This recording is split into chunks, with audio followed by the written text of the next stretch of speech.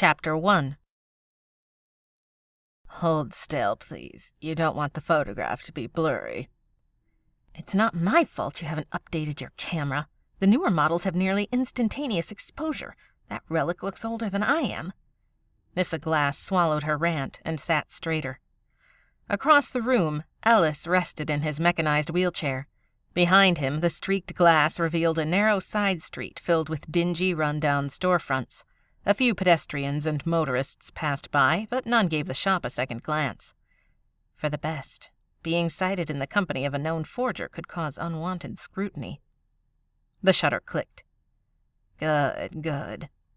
The photographer, a small man with a thin mustache and stiffly parted hair, nodded. Your expression won't be pleasant by any means, but it will suffice. Nyssa glared at him, her fingers gripped into her ruffled skirts. I save my pleasant expression for better company. The man cleared his throat and disappeared into the back room, mumbling, Just a minute. Nervy fellow. Nyssa stood and stretched her legs.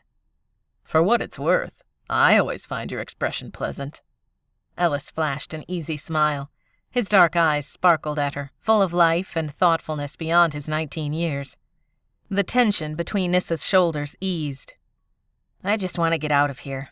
Out of the whole country, for that matter. So do I. But for that we need passports, which puts us at Victor's mercy. You said yourself he's the best. The best forger? Still makes him a criminal. She sniffed and came to rest her hand on Ellis's shoulder. Thank you. You're not the one who is wanted. You're going through all this for me. I have my own reasons for traveling incognito. You know that, he said. It doesn't matter, though. Tomorrow we board the HMS Juliet and leave the nation of New Torrid and our past in its steam. Nyssa smiled.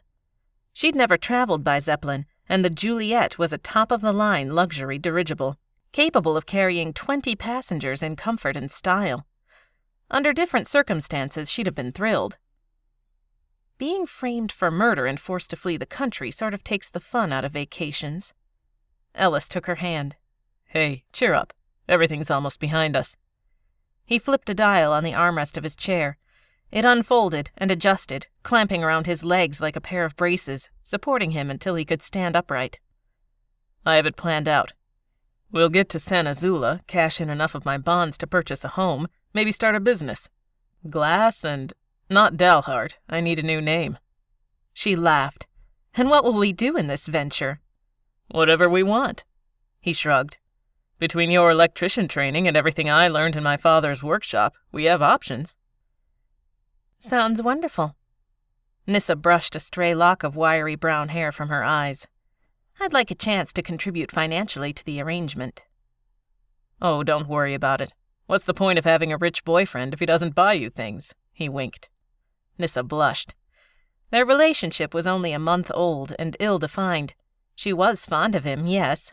While he'd never made any advances stronger than an occasional kiss, traveling in such tight quarters was often awkward. It would be nice to know exactly where things were headed. She couldn't help but worry what people thought of them sharing a hotel room, or feel a tinge of guilt when she enjoyed their kisses.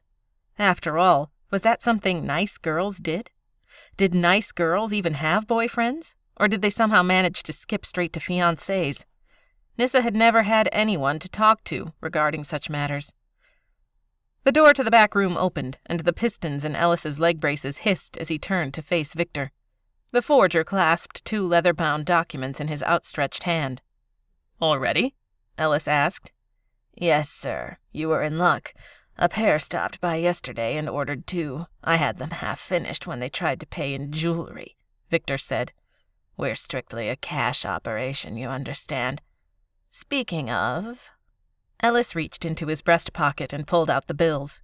Nyssa had instructed him to bring only the exact payment in case Victor tried to press for more. Ellis was smart, but not particularly worldly. Also, he could be cavalier with his expenditures in a way that made her head spin. When purchasing their Zeppelin tickets the night before, he'd tipped the desk girl a $5.